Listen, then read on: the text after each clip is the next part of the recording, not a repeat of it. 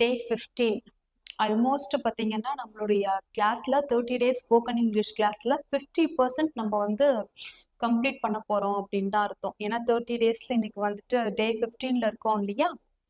இது வரைக்கும் எல்லாரும் அப்படியே கரெக்டா கிளாஸஸ் வந்து ஃபாலோ பண்ணிட்டு இருக்கீங்களா? யாராவது ஒரு சில அன்அவாய்டபிள் சுச்சுவேஷனால 1 or 2 டேஸ் உங்களுக்கு பார்க்க முடியாம இருந்திருக்கலாம். அதே மாதிரி இருந்தீங்கன்னா நீங்க அப்படியே எதெல்லாம் நீங்க ஸ்கிப் பண்றீங்களோ அத டேவை பார்த்து முடிச்சுட்டு அதுக்கப்புறம் வாங்க. அப்படியே சீக்வன்ஸா வாங்க. ஓகேவா? டக்குன்னு 2-3 வீடியோவை ஸ்கிப் பண்ணிட்டு டேஸை ஸ்கிப் பண்ணிட்டு வந்துடாதீங்க. நிறைய பேர் என் கூட டே 15 டிராவல் பண்ணீங்கன்னா இட்ஸ் ஓகே, ஃபைன், கிரேட். அப்படி இல்லாட்டியும் ஒன்றும் ப்ராப்ளம் இல்லை. கண்டினியூவா அப்படியே பார்த்துட்டே வாங்க. இன்னைக்கு நம்ம கிளாஸ்ல என்ன பார்க்க போறோம் அப்படின்னா யூசேஜ் ஆஃப் ஹேட். அதாவது நேத்தும் ப்ரீவியஸ் டேவும் நம்ம வந்து ஹேவ் அண்ட் ஹேஸ் உடைய யூசேஜ் நம்ம பார்த்தோம் இல்லையா? இதுல ப்ரெசன்ட் பெர்ஃபெக்ட் டென்ஸ்ல நம்ம usage of have and has பார்த்தோம். இன்னைக்கு நம்ம என்ன பார்க்க போறோம் அப்படின்னா யூசேஜ் ஆஃப் ஹேட் பார்க்க போறோம். இந்த ஹேடை எங்க யூஸ் பண்ணுவோம் அப்படின்னா பாஸ்ட் பெர்ஃபெக்ட் டென்ஸ் அப்படின்னு சொல்லுவோம். இதுலதான் நம்ம வந்து ஹேடை யூஸ் பண்ணுவோம். அது என்ன பாஸ்ட் பெர்ஃபெக்ட் டென்ஸ் அப்படின்னா ரொம்ப சிம்பிள் தான், கவனிச்சுக்கோங்க. 2 ஆக்ஷன் நடக்குது. 2 ஆக்ஷன் வந்து கண்டினியூவா நடக்குது. ஒவ்வொரு ஆக்ஷனுக்கும் ஒரு தொடர்பு இருக்கு. அடுத்த ஒரு ஆக்ஷன் நடக்குது அப்படின்னு சொன்னா முதல்ல நடந்த ஆக்ஷனுக்கும் அடுத்த நடக்கிற ஆக்ஷனுக்கும் ஒரு தொடர்பு இருக்கு, ஒரு கனெக்டிவிட்டி இருக்கு. அதே மாதிரி நடக்கிறப்போ ஃபர்ஸ்ட் நடந்த action, that means earlier action அப்படின்னு சொல்லுவோம். ஃபர்ஸ்ட் நடந்த ஆக்ஷனுக்கு நம்ம வந்து பாஸ்ட் பெர்ஃபெக்ட் டென்ஸும், லேட்டரா செகண்ட் நடந்த ஆக்ஷனுக்கு நம்ம வந்து சிம்பிள் பாஸ்ட் டென்ஸும் யூஸ் பண்ணுவோம். இதே மாதிரி பேசும்போது இன்னொரு டென்ஸ் உங்களுக்கு ஞாபகம் வருதா? Very good. Past continuous tense நம்ம ஒண்ணு பார்த்தோம் இல்லையா? அதுல என்ன பார்த்தோம்? 2 ஆக்ஷன் கண்டினியூஸா நடக்குது அப்படின்னு சொன்னா லாங்கர் ஆக்ஷனுக்கு நம்ம வந்து பாஸ்ட் கண்டினியூஸ் டென்ஸும், ஷார்ட்டர் ஆக்ஷனுக்கு சிம்பிள் பாஸ்ட் டென்ஸும் நம்ம யூஸ் பண்ணோம்ல. அதே மாதிரி ஒரு டெஃபினிஷன் ஒண்ணு பார்த்தோம் இல்லையா? கண்டினியூஸா நம்ம வந்து சென்டென்ஸ் பேசுறதுக்கு. இங்க என்ன அப்படின்னா 2 ஆக்ஷன் நடக்குது. 2 ஆக்ஷனுக்கும் ஒரு கனெக்டிவிட்டி இருக்கும், ஒரு தொடர்பு இருக்கும். அது இயர்லியரா ஃபர்ஸ்ட் நடந்த ஆக்ஷனுக்கு நம்ம பாஸ்ட் பெர்ஃபெக்ட்டும், லேட்டர் ஆன் செகண்ட் நடக்கிற ஆக்ஷனுக்கு நம்ம சிம்பிள் பாஸ்ட் டென்ஸும் யூஸ் பண்ணுவோம். இப்ப பாருங்க, I had invited him so he came to the function. என்ன அர்த்தம் அப்படின்னா நான் வந்து அவனை வந்து விழாவிற்கு அழைத்திருந்தேன், அதனால் அவன் விழாவிற்கு வந்தான். இப்போ நீங்க வந்து அவரை விழாவிற்கு அழைச்சிருக்கீங்க இல்லையா? அதுதான் ஃபர்ஸ்ட் நடந்த ஆக்ஷன். அதனாலதான் I had invited him அப்படின்னு நம்ம சொல்றோம். So he came to the function அப்படிங்கிறது அதுக்கு அப்புறமா நடந்த ஆக்ஷன். அதனாலதான் அதுல சிம்பிள் பாஸ்ட் டென்ஸ் யூஸ் பண்றோம். இப்ப நம்ம நிறைய எக்ஸாம்பிள் சென்டென்ஸ் பார்ப்போம். அதே மாதிரி அப்ப கண்டிப்பா உங்களுக்கு ஒரு ஐடியா வந்துடும். இந்த ஹேடை பொறுத்த வரைக்கும் பாத்தீங்கன்னா எல்லா சப்போர்ட்டிங் வேர்புக்குமே பாஸ்ட் பெர்ஃபெக்ட்ல, அதாவது சாரி, எல்லா சப்ஜெக்ட்டுக்குமே I, we, you, they, he, she, it, இந்த ஹே ஷீக்கு பதிலா வேற என்ன நவுன் வந்தாலும் சரி, எல்லா சப்ஜெக்ட்ஸ்க்கும் ஃபார் ஆல் தி சப்ஜெக்ட்ஸ் நம்ம என்ன யூஸ் பண்ணுவோம் அப்படின்னா ஹேட் தான் யூஸ் பண்ணுவோம். இன்னொரு முக்கியமான விஷயம் என்னன்னா, எப்படி நம்ம ஹேவ் ஹேஸ்க்கு பக்கத்துல V3 verb யூஸ் பண்ணமோ அதே மாதிரியே ஹேடுக்கு பக்கத்துலயும் நம்ம என்ன verb யூஸ் பண்ணுவோம் அப்படின்னா V3 verb தான் யூஸ் பண்ணுவோம், பார்ட்டிசிபிள் தான் நம்ம யூஸ் பண்ணுவோம். இது ஒரு ரூல். இப்ப பாருங்க, நான் வந்து எக்ஸாமுக்கு வந்து நல்லா படிச்சிருந்தேன், அதனால நான் எக்ஸாம் நல்லா எழுதினேன். நீங்க எக்ஸாமுக்கு நல்லா படிச்சிருந்தீங்க இல்லையா? அதுதான் ஃபர்ஸ்ட் நடந்த ஆக்ஷன். அதுக்கு அப்புறமா தான் நீங்க போய் எக்ஸாம் எழுதுறீங்க, அது செகண்ட் நடந்த ஆக்ஷன். அப்போ ஃபர்ஸ்ட் நடந்த ஆக்ஷனுக்கு நம்ம என்ன யூஸ் பண்ணணும்? Past perfect. நான், அப்போ ஐ. எல்லா சப்ஜெக்ட்டுக்குமே என்ன வரும்னு சொல்லியிருக்கோம்? ஹேட் தான் வரும், சப்போர்ட்டிங் verb. அப்ப ஐ ஹேட். ஹேட் வந்தா என்ன வரும்? ஹேவ், ஹேஸ், ஹேட் எது வந்தாலுமே பக்கத்துல யூஸ் பண்ணக்கூடிய verb வந்து V3 verb தான். So I had prepared well. Okay, நான் நன்றாக ப்ரிப்பேர் செய்திருந்தேன், தயார் செய்திருந்தேன். அதனால எக்ஸாம் நான் நல்லா எழுதினேன். அதனால் so I wrote exam well. அதனால நான் எக்ஸாம் நல்லா எழுதினேன். இப்போ இதுதான் ஃபர்ஸ்ட் நடந்த ஆக்ஷன் அப்படிங்கறதுனால இங்க வந்து பாஸ்ட் பெர்ஃபெக்ட் யூஸ் பண்ணிருக்கோம். இது செகண்ட் நடந்த ஆக்ஷன் அப்படிங்கறதுனால இங்க நம்ம சிம்பிள் பாஸ்ட் யூஸ் பண்ணிருக்கோம். ஓகேவா? இப்ப பாருங்க, நான் அங்க போயிருந்தேன், அதனால அவரை பார்த்தேன். நான் அங்கே போயிருந்தேன், அதனால் அவரை பார்த்தேன். அப்போ எது ஃபர்ஸ்ட் நடந்த ஆக்ஷன்? நீங்க அங்க போனதுதான் ஃபர்ஸ்ட் நடந்த ஆக்ஷன் இல்லையா? அப்போ இதுக்குதான் நம்ம வந்து பாஸ்ட் பெர்ஃபெக்ட் யூஸ் பண்ணோம். நான், ஐ, அப்ப என்ன வரும்? had. had வந்தா என்ன வரும்? with verb. I had gone there. So I பார்த்தேன். So I saw him. Simple past tense உடைய ரூல் என்ன? சப்ஜெக்ட் verb எல்லாத்துக்குமே எல்லா டென்ஸுக்குமே அதுதான். சப்ஜெக்ட் அதுக்கப்புறமா நம்ம என்ன verb யூஸ் பண்ணுவோம்? V2 verb யூஸ் பண்ணுவோம் இல்லையா? I had gone there. So I saw him. நான் அங்கே போயிருந்தேன், அதனால் அவரை பார்த்தேன். இப்ப புரியுதா உங்களுக்கு ஓரளவு? இன்னும் கொஞ்சம் எக்ஸாம்பிள் சென்டென்ஸ் பார்ப்போம். கிளியரா உங்களுக்கு ஒரு ஐடியா வந்துடும். அவங்க வந்தப்போ நான் வந்து வெளில போயிருந்தேன். அவங்க வந்தப்போ நான் வந்து வெளில போயிருந்தேன். இப்போ நீங்க முன்னாடியே வெளில போயிட்டீங்க இல்லையா? நீங்க முன்னாடி வெளில போனதுதான் வந்து ஃபர்ஸ்ட் நடந்த ஆக்ஷன். அவங்க அதுக்கு அப்புறமா தான் வந்திருக்காங்க. அதை நம்ம எப்படி சொல்லலாம்?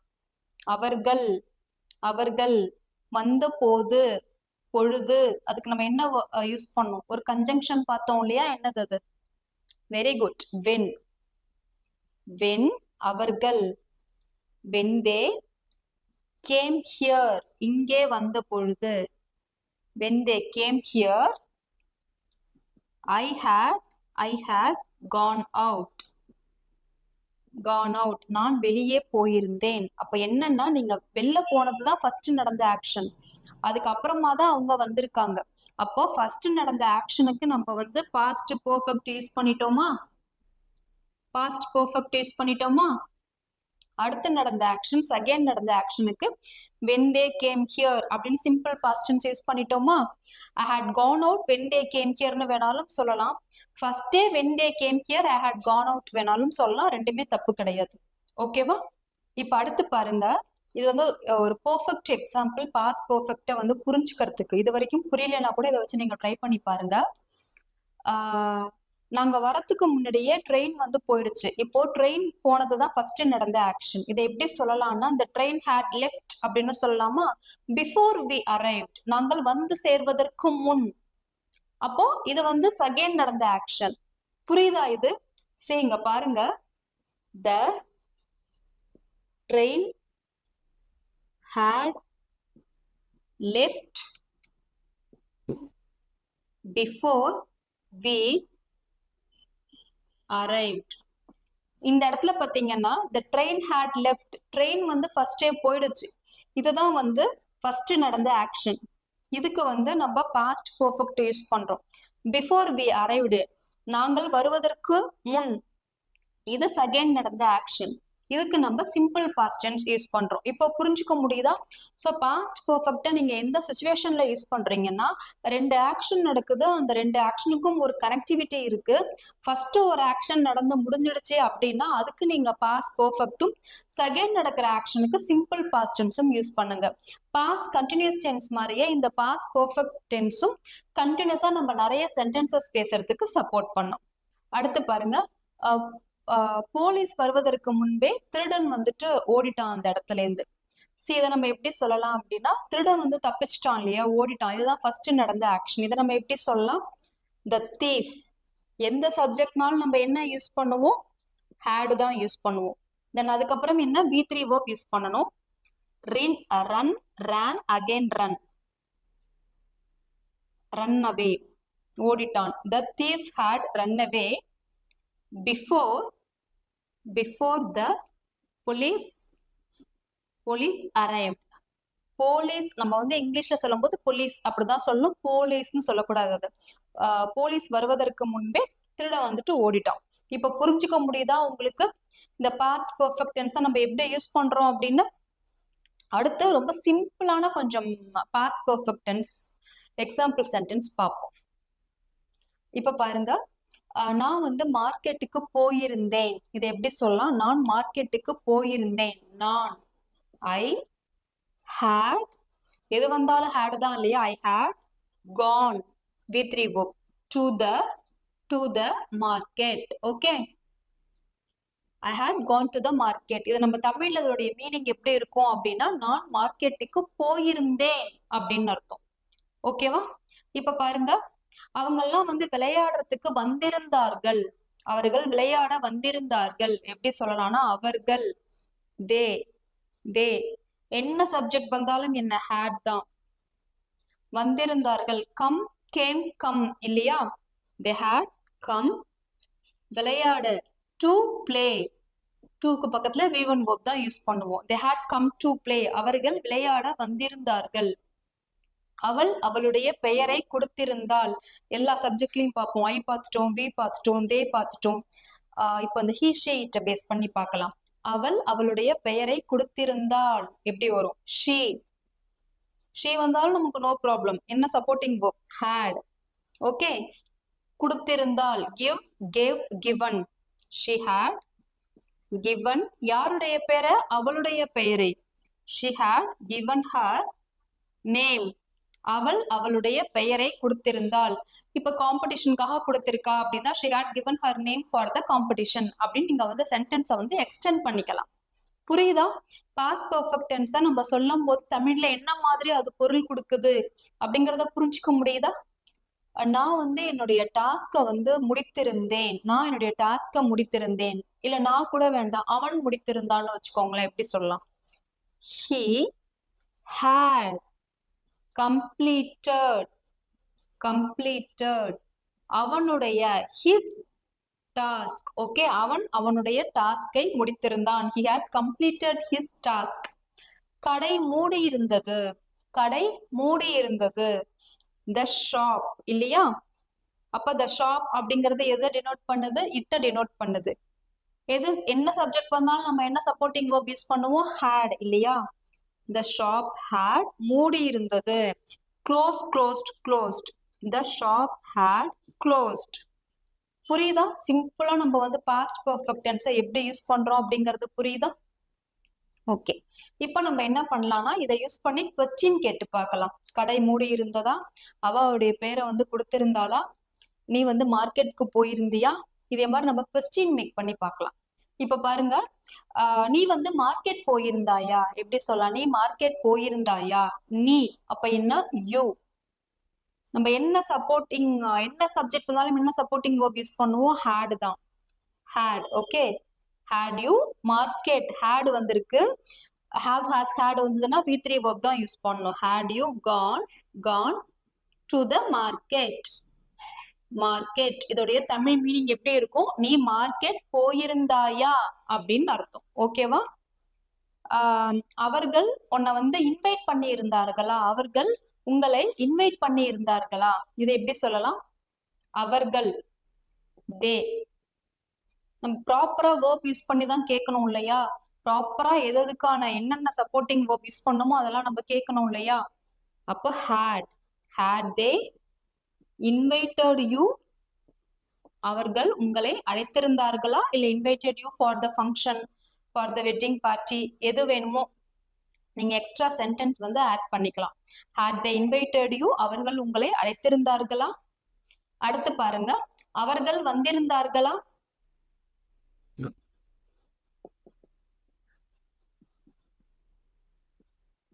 அவர்கள் வந்திருந்தார்களா? இப்போ இன்னொரு ஒரு கொஸ்டின் நான் சொல்றேன், நீங்க ட்ரை பண்ணி பாருங்களேன். நீ வந்து தூங்க போறதுக்கு முன்னாடி உன்னுடைய ஹோம்ஒர்க்கை வந்து முடிச்சிருந்தியா? நீ தூங்குவதற்கு முன்பு உன்னுடைய வீட்டு பாடத்தை முடித்திருந்தாயா? எப்படி கேட்கலாம்? அந்த ஃபர்ஸ்ட் ஆக்ஷன், செகண்ட் ஆக்ஷன் அதை அப்படியே கொஞ்சம் மைண்டு கொண்டு வாங்க. நான் இந்த கொஸ்டின் நான் சொல்றேன், அடுத்து சொல்ற ரெண்டுத்துக்கும் நீங்க ட்ரை பண்ணுங்க. இப்ப பாருங்க, தூங்க போவதற்கு முன் உன் ஹோம்ஒர்க்கை முடித்திருந்தாயா? அப்போ ஹோம்ஒர்க் முடிச்சிருந்தியா அப்படிங்கறத நான் ஃபர்ஸ்ட் இப்போதைக்கு நான் கேட்கிறேன். எப்போ? தூங்கறதுக்கு முன்னாடி. அதை நம்ம எப்படி கேட்கலாம் அப்படின்னா, had you finished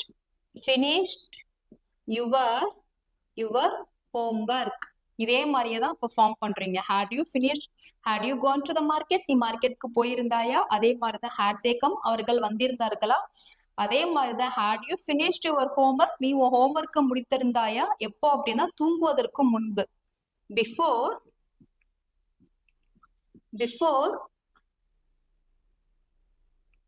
went to bed.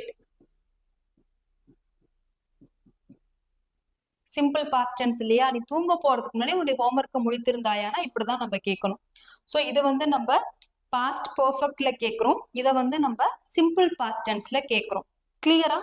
அடுத்து நான் 2 கொஸ்டின் சொல்றேன், இதை நீங்க ட்ரை பண்ணுங்க, அப்போ உங்களுக்கு ஒரு ஐடியா வந்துடும். Had you finished your homework before you went to bed அப்படின்னு போடுங்க, இன்னும் கொஞ்சம் ஆப்டா இருக்கும் சொல்லும் போது. You went to bed. Okay.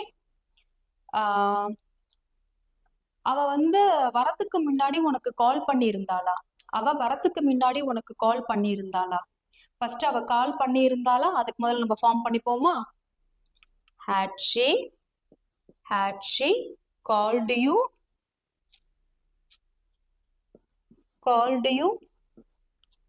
அவள் உனக்கு கால் பண்ணியிருந்தாளா? எப்பன்னா அவ வருவதற்கு முன்பு. பிஃபோர் யார் அவள்? she arrived. simple past tense. இப்ப புரியுதா உங்களுக்கு?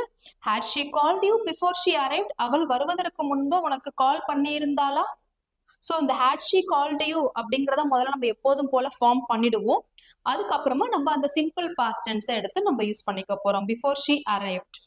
இன்னும் ஒண்ணு பார்க்கலாமா? அவங்க ப்ராஜெக்ட வந்து அந்த டெட்லைன் முன்னாடி முடிச்சிருந்தாங்களா? இதை எப்படி கேட்கலாம்? அவர்கள் ப்ராஜெக்டை முடித்திருந்தார்களா? ஃபர்ஸ்ட் இதை form பண்ணிப்போமா? had they finished had they finished the project அந்த டெட்லைனுக்கு முன்னாடி. அதை எப்படி சொல்லலாம்? before the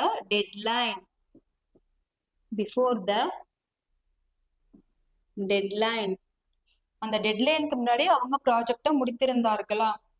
இப்போ ஒரு ஐடியா இருக்கா எப்படி ஃபார்ம் பண்ணணும் அப்படின்னு? சோ இதே மாதிரி எல்லாம் 2 ஆக்ஷன்ஸ் வந்திருக்கு அப்படின்னா அது கேள்வி கேட்கும் போதும் சரி, பதில் சொல்லும் போதும் ஃபர்ஸ்ட் நடக்கிற ஆக்ஷனுக்கு நம்ம வந்து பாஸ்ட் பெர்ஃபெக்ட்டும், லேட்டர் ஆன் நடக்கிற ஆக்ஷனுக்கு தட் மீன்ஸ் அகைன் நடக்கிற ஆக்ஷனுக்கு நம்ம சிம்பிள் பாஸ்ட் டென்ஸும் யூஸ் பண்ணணும். இது ஒரு ரூல், இதை கொஞ்சம் ஞாபகம் வச்சுக்கோங்க.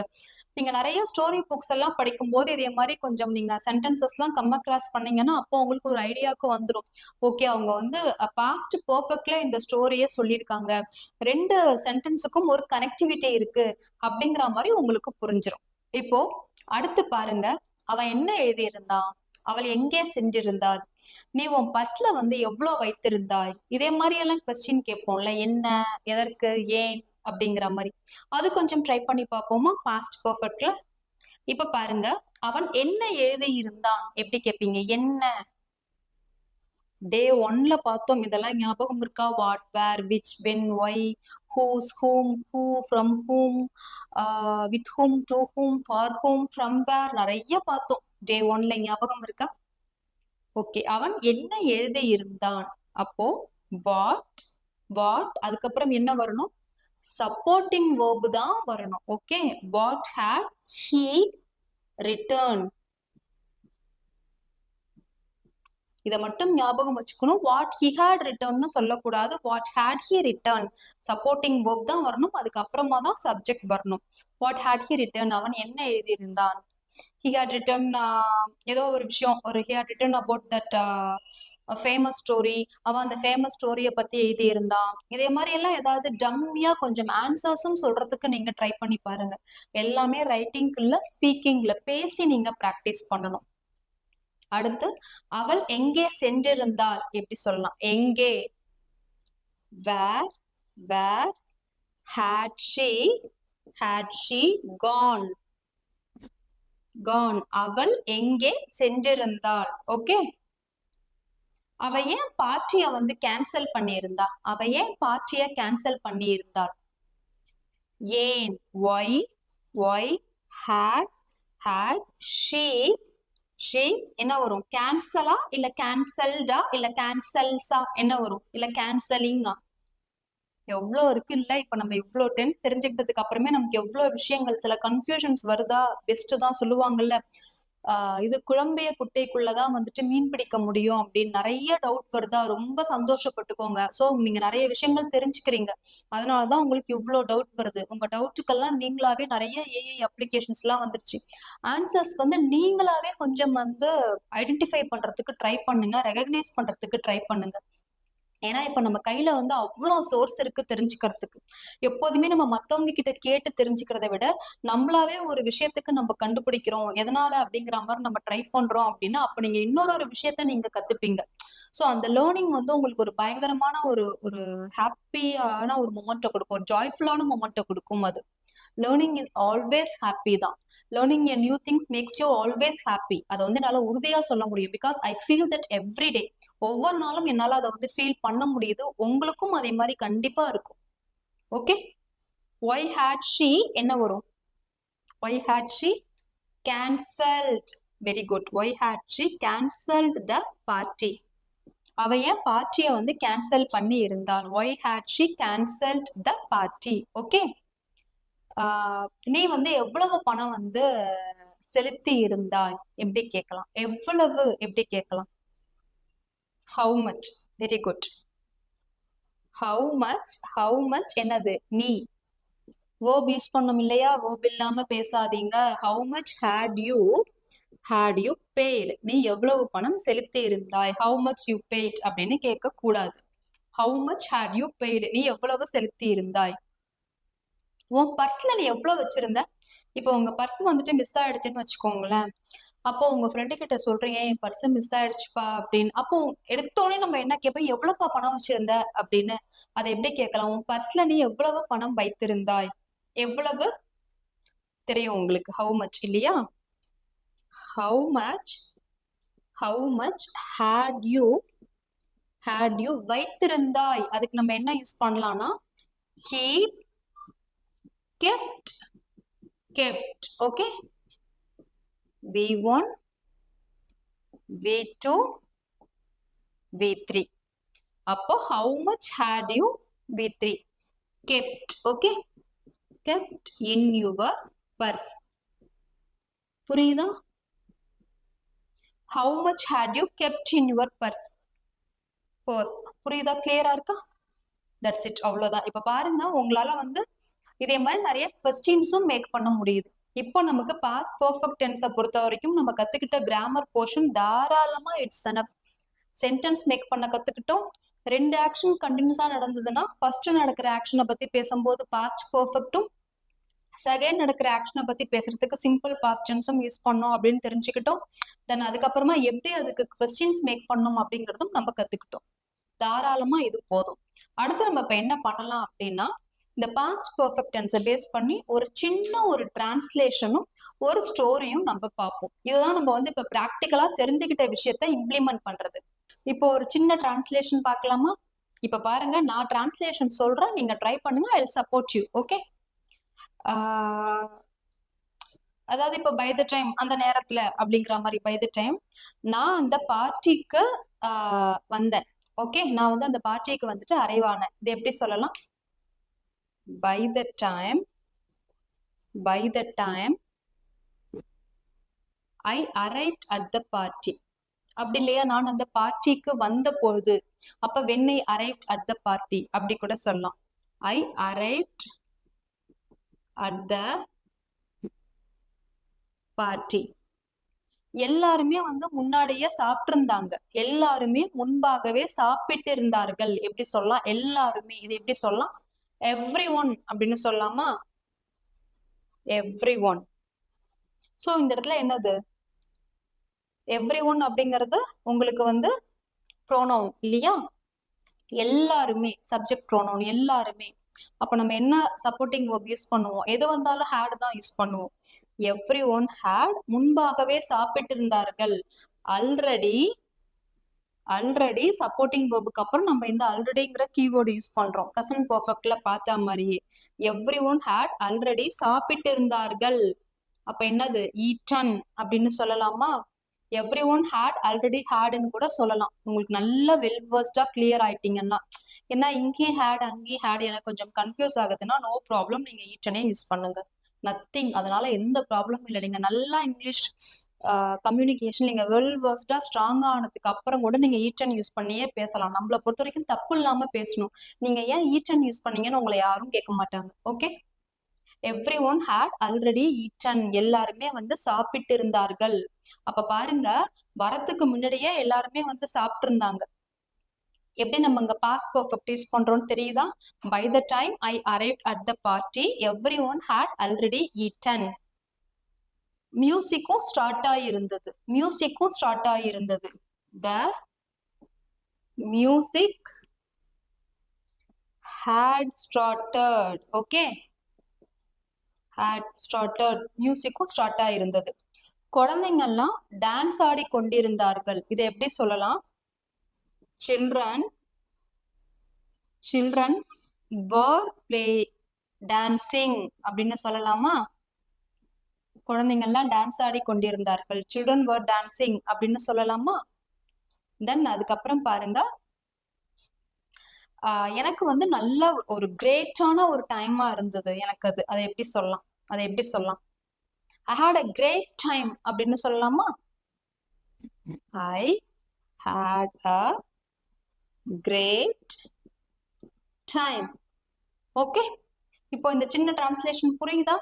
See, by the time I arrived at the party, everyone had already eaten. நான் பார்ட்டிக்கு வந்தப்போ எல்லாருமே வந்து முன்னாடியே சாப்பிட்டு இருந்தாங்க. அப்போ எல்லாருமே முன்னாடியே சாப்பிட்டு இருந்தாங்கிறதா ஃபர்ஸ்ட் நடந்த ஆக்ஷன். அதனாலதான் இங்க நம்ம பாஸ்ட் பெர்ஃபெக்ட் யூஸ் பண்ணியிருக்கோம். வெண்ணை அரைவ்ட் வந்த போது அப்படி கூட நம்ம சொல்லிக்கலாம், ஒன்றும் தப்பு இல்லை. தென் பாருங்க, the music had started. மியூசிக்கும் வந்து ஸ்டார்ட்டா இருந்தது. குழந்தைங்கள்லாம் வந்து டான்ஸ் ஆடி கொண்டிருந்தார்கள். பாஸ்ட் கண்டினியூஸ் டென்ஸ்ல நம்ம சொல்றோம். ஆடி கொண்டிருந்தார்கள் பாஸ்ட்ல நடந்த ஆக்ஷன். அதனாலதான் children were dancing அப்படின்னு சொல்றோம். அடுத்து பாருங்க, I had a great time there. எனக்கு அங்க வந்து ஒரு நல்ல ஒரு டைமா இருந்தது. So I had a great time. Simple translation தான், புரியுதா? கொஞ்சம் காம்ப்ளிகேட்டா இருக்கிற மாதிரி ஃபீல் பண்ணீங்கன்னா ஒண்ணுமே இல்லை, ரிப்பீட் பண்ணிக்கிட்டே இருக்கணும். எப்போ உங்களுக்கு கன்வீனியன்ட்டா இருக்கோ அது வரைக்கும் ரிப்பீட் பண்ணிக்கிட்டே இருக்கணும். அப்புறம் உங்களுக்கு இது கேஷ்ஃபுல் ஆயிடும். இது மட்டும்தான் ஒரே சோர்ஸ், வேற எதுவும் இல்லை. ஓகேவா? இது மட்டும்தான் ஒரே சொல்யூஷன், வேற ஒன்றும் கிடையாது. ஓகே, அடுத்து நம்ம ஒரே ஒரு ஸ்டோரி ஒன்று பார்த்துருவோம். இதோட நம்ம இன்னைக்கு டே 15 நம்ம ஃபினிஷ் பண்ணிக்கலாம். ஓகே, பாஸ்ட் பெர்ஃபெக்ட் டென்ஸுக்கு ஒரு ஸ்டோரி ஒன்று பார்த்துருவோம். நம்ம மேக்ஸிமம் நிறைய டென்சஸ்க்கு நம்ம ஸ்டோரி பார்த்துருக்கோம் இல்லையா? அந்த டென்ஸை பேஸ் பண்ணி ஸ்டோரி பார்த்துருக்கோம். ஸோ அதனால கண்டிப்பாக வந்து இந்த ஸ்டோரியும் உங்களுக்கு ஃபார்ம் பண்ண முடியும். நீங்கள் ஸ்டோரி சொல்றீங்க, அதை நான் வந்து ரைட் பண்ணுறேன்.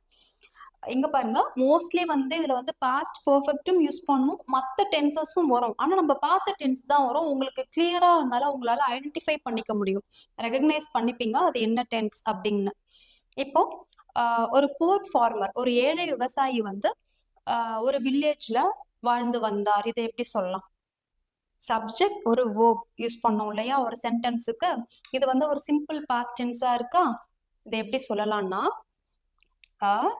நான் சொல்ல நீங்களும் ஸ்டோரி வந்துட்டு ரைட் பண்றவங்க ரைட் பண்ணுங்க.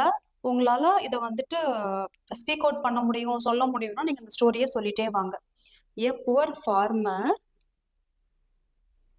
வசித்தார்,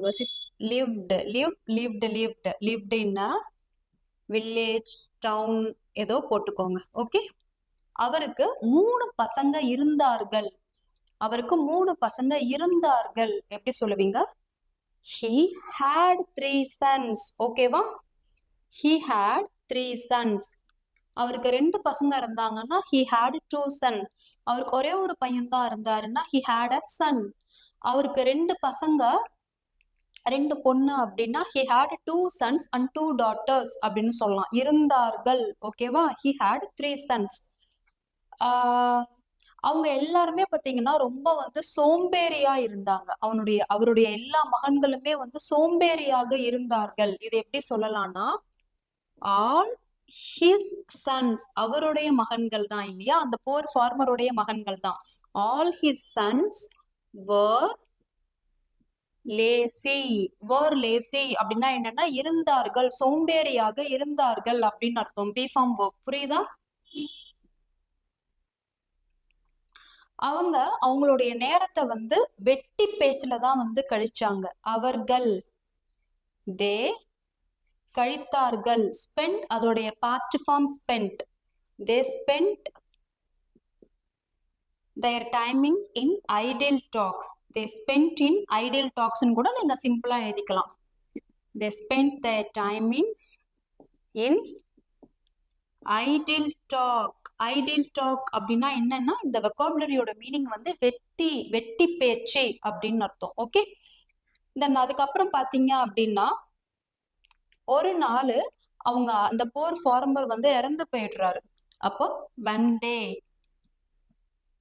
ஓகே, இதை வந்து ஒன்னு சொல்லாதீங்க, one. Okay, one day the poor farmer died. இறந்து போயிடுறாரு. ஓகே, அவர் இறக்குறதுக்கு முன்னாடி அவரு அவங்க பசங்க கிட்ட ஒரு ரகசியத்தை சொல்லிட்டு இறந்து போயிடுறாரு. நல்லா கவனிங்க, இங்க நம்ம பாஸ்ட் பெர்ஃபெக்ட் யூஸ் பண்றோம். அவர் இறக்குறதுக்கு முன்னாடி ஒரு ரகசியத்தை சொல்லிட்டு இறந்து போயிடுறாரு. அப்போ அவர் ரகசியத்தை தான் முதல்ல சொல்லியிருக்காரு. அப்போ எந்த இடத்துல பாஸ்ட் பெர்ஃபெக்ட் யூஸ் பண்ணுங்கிறத நீங்க தெரிஞ்சுக்கணும். அதுக்காக தான் சொல்றேன். அவரு இறப்பதற்கு முன்பு எப்படி சொல்லுவோம்? Before he died,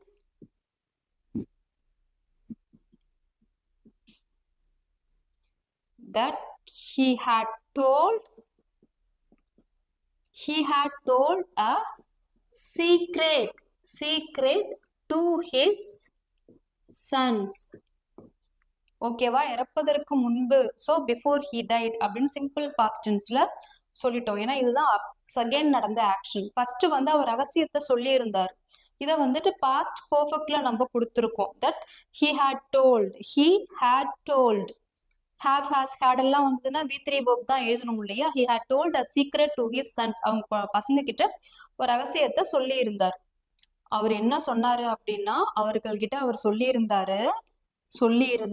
he சொன்னார். he told them. அவர் வந்து ஒரு புதையலை வந்து அவங்களுடைய லேண்ட், நிலத்துல வந்து புதைச்சு வச்சிருக்கிறதா அவர் சொல்லி இருந்தாரு. he told them that. இணைப்பு சொல்லுக்காக இந்த தட் அப்படிங்கிற கன்ஜங்ஷன்லாம் யூஸ் பண்றோம். ஸ்டோரிஸ் படிக்க படிக்க கேட்க உங்களுக்கு இதெல்லாம் ஆட்டோமேட்டிக்கா தெரிஞ்சிடும். இது ஒன்றும் அவ்வளோ பெரிய கஷ்டம்லாம் கிடையாது. ஓகேவா? தட் he had buriedனா புதைத்து வைத்தல்னு அர்த்தம். he had buried a புதையல். அந்த வெக்காபுலரிக்கு நம்ம என்ன சொல்லுவோம் இங்கிலீஷ்ல? புதையல், treasure in his field or in his land, அவருடைய நிலத்துல. Okay, he told them. இந்த இடத்துல them அப்படிங்கறது யாரை குறிக்குது? அந்த 3 பசங்களை தான் குறிக்குது. he told them that he had buried a treasure in his land. Okay, அதனால அந்த பசங்கள்லாம் வந்து அந்த லேண்டை வந்து தோண்டுனாங்க. அதனால், சோ அவர்களுடைய பசங்க, his sons, தோண்டுதலுக்கு என்னன்னா டிக், அதோடைய past form dug. he dug the, sorry, so his sons dug the land, தோண்டுனாங்க. ஆனா அவங்களுக்கு எந்த ட்ரெஷருமே கிடைக்கல. இதை எப்படி சொல்லலாம்? இந்த Thursday Crowன்னு ஒரு ஸ்டோரி படிச்சோம் தெரியுமா? அந்த ஸ்டோரியில் நம்ம என்ன பார்த்தோம்னா, அதுக்கு தண்ணி எங்கேயுமே கிடைக்கலன்னு பார்த்தோம்ல. அதே மாதிரிதான் அவங்களுக்கு எந்த புதையலுமே அவங்களுக்கு கிடைக்கல. எப்படி சொல்லலாம்? ஆனால் பட் தே, அவர்களுக்கு கிடைக்கவில்லை. did notக்கு பக்கத்துல என்ன verb யூஸ் பண்ணும்? எப்போதுமே V1 verb தான் யூஸ் பண்ணும். did not find any treasure. ஆனா அவங்களுக்கு எந்த புதையலுமே கிடைக்கல. ஆனா அப்புறமா அவங்க என்ன பண்ணாங்க அப்படின்னா, அந்த லேண்ட்ல வந்து சில பயிர்கள்லாம் வந்து அவங்க வந்து இது பண்ணாங்க, விதைச்சாங்க. சில பயிர்கள்லாம் அவங்க வந்து பயிரிட்டாங்க. இது எப்படி சொல்லலாம் அப்படின்னா, அதுக்கப்புறமா பாத்தீங்கன்னா அவங்க வந்து அவங்க நிலத்துல வந்து சில கிராப்ஸ் எல்லாம் வந்து பயிரிட்டாங்க. இதை எப்படி சொல்லலாம் அப்படின்னா, அப்புறமா ஆஃப்டர் தட்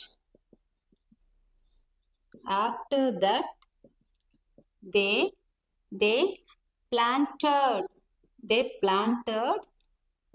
பயிர்கள். அதை என்ன சொல்லலாம்னா கிராப்ஸ் அப்படின்னு சொல்லலாம். பயிர் வகைகள், some crops in their failed. அப்புறமா அவங்க வந்து ரொம்ப ரிச் ஆயிட்டாங்க, பணக்காரங்களா ஆயிட்டாங்க. அண்ட் ஆயிட்டாங்க, அத எப்படி சொல்லலாம்? என்ன வேர்டு யூஸ் பண்ணலாம்? become, அதோடைய பாஸ்ட் ஃபார்ம் became இல்லையா? and became rich. இறுதியாதான் அவங்களுக்கு புரிஞ்சது, இந்த ஹார்ட் ஒர்க் தான் நம்மளுடைய ட்ரெஷர்னு அவங்களுக்கு புரிஞ்சது. இதை எப்படி சொல்லலாம்? இறுதியாக, ஃபைனலி, அவர்களுக்கு புரிந்தது. புரிந்தது, அண்டர்ஸ்டாண்ட், அண்டர்ஸ்டுட் இல்லையா?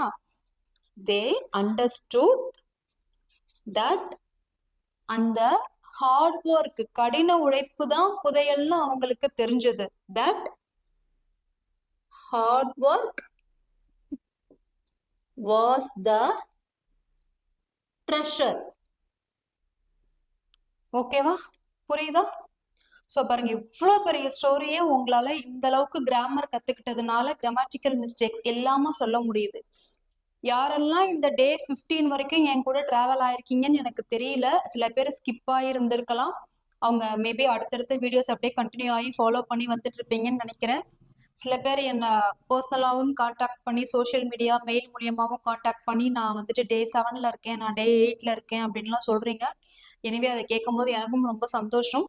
இது வரைக்குமே உங்களால பண்ண முடியுது அப்படின்னா ரியலாவே வந்து ரொம்ப பெரிய விஷயம்தான். உங்களால வந்து என்ன சொல்றது, அதுக்கப்புறம் வந்து ஒரு ட்ரெயினராகவே உங்களால மாறிட முடியும்னு அர்த்தம். இந்த அளவுக்கு நீங்க அப்படியே கோப்பப் பண்ணி வந்துட்டே இருக்கீங்க. இது வரைக்குமே நீங்க கிளியரா தான் இருக்கீங்க அப்படின்னு சொன்னா கண்டிப்பா வந்துட்டு you will become a trainer, English trainer in future. தாராளமா உங்களால பண்ணிக்க முடியும். அதுக்கப்புறம் இருக்கிற சின்ன சின்ன விஷயங்கள்லாம் நீங்க அப்டேட் பண்ணிக்கிட்டாலே போதும். ஸோ இப்போ இந்த ஸ்டோரி ஒரே ஒரு நான் சொல்லட்டுமா? A poor family lived in a village. So subject verb ஒரு சென்டென்ஸ் ஃபார்ம் பண்றதுக்கு சிம்பிள் பாஸ்ட் டென்ஸ்ல இருக்கா? He had 3 sons. அவங்களுக்கு 3 பசங்க இருந்தாங்க. All his sons were lazy. எல்லாருமே சோம்பேறியா இருந்தாங்க. They spent their timings in idle talk. They subject spent V2 verb. One day the poor farmer died. ஒரு நாள் அந்த poor farmer இறந்து போயிட்டார். The poor farmer subject இறந்து போயிட்டார். Verb V2 verb. Before he died, that he had told a secret to his sons. இறந்து போறதுக்கு முன்னாடி அவங்க பசங்க கிட்ட ஒரு சீக்ரெட்டை சொல்லி இருந்தார். ஸோ இங்க பாஸ்ட் பர்ஃபெக்ட் அப்ளை பண்றோமா? He told them, அவர்கள் கிட்ட, that he had buried a treasure in his land. அவங்களுடைய நிலத்துல வந்து ஒரு புதையலை வந்து புதைச்சி வச்சிருக்கிறதா அவரு சொன்னார். had வந்திருக்கு, ஸோ நம்ம V3 verb யூஸ் பண்றோம். அதனால so his sons dug the land. dig அதோடைய past form dug the land, அதாவது தோண்டுனாங்க. ஆனா அவங்களுக்கு எந்த ட்ரெஷருமே கிடைக்கல. But they did not find any treasure. Simple past டென்ஸ்ல கொடுத்துருக்கோமா? ஈஸியா இருக்கா இந்த சென்டென்ஸ்ல? did notக்கு பக்கத்துல V1 verb யூஸ் பண்ணிருக்கோமா? எதுவுமே புதுசு கிடையாது. உங்களுக்கு தெரிஞ்ச விஷயங்கள் தான், இது வரைக்கும் நம்ம பார்த்த விஷயங்கள் தான். புதுசா எதுவுமே நான் இதுல வந்துட்டு இம்ப்ளிமெண்ட் பண்ணல. ஓகே, தென் அதுக்கப்புறம் பாத்தீங்கன்னா அதுக்கப்புறமா they planted some crops in their field and became rich. Okay, இறுதியாக finally they understood. subject அதுக்கப்புறமா verb V2 verb. they understood that hard work was the treasure. அந்த ஹார்ட் ஒர்க் தான் புதையல் அப்படிங்கறத அவங்க புரிஞ்சுக்கிறாங்க. சிம்பிள் பாஸ்ட் டென்ஸ்லாம் எவ்வளோ அதிகமா யூஸ் ஆகுது பாருங்க ஸ்டோரி சொல்றதுக்கெல்லாம். இப்போ கிளியரா புரிஞ்சிடுச்சா? Okay, super. வழக்கம் போலதான் ரொம்ப ஒரு யூஸ்ஃபுல்லான பிளேலிஸ்ட். யாரெல்லாம் இங்கிலீஷ் சீக்கர்ஸ் இருக்காங்களோ அவங்களுக்கு நீங்க அந்த பிளேலிஸ்ட்லாம் சப்போர்ட் பண்ணி வைங்க.